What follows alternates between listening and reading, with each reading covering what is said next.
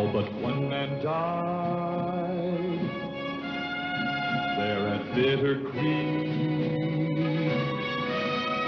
and they say he ran away. Branded, marked with a coward shame. What do you do when you're branded? Well, you fight for your name. He was innocent, not a charge was true, but the world would never know. Branded, scorned as the one who ran. What do you do when you're branded and you know you're a man? Wherever you go for the rest of your life, you must prove you're a man.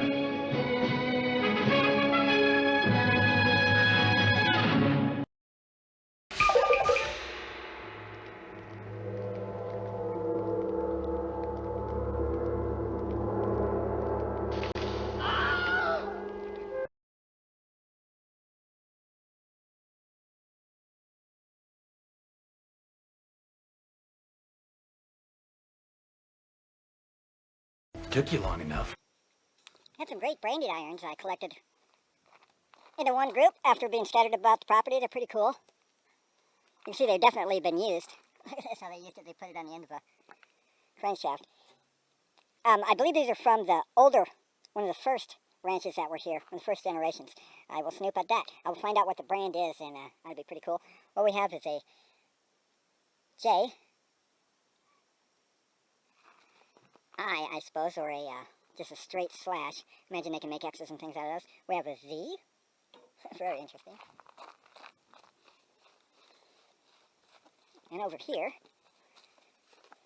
two, I think they're fives, not S's. It's that bar.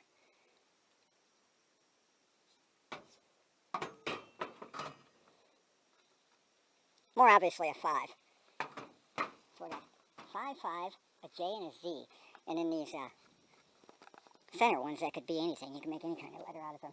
We gotta find out what the old brand was. Actually, I think I got 2 of those straight ones. Might have a total of 6. Oh, I forgot this one, which is a V.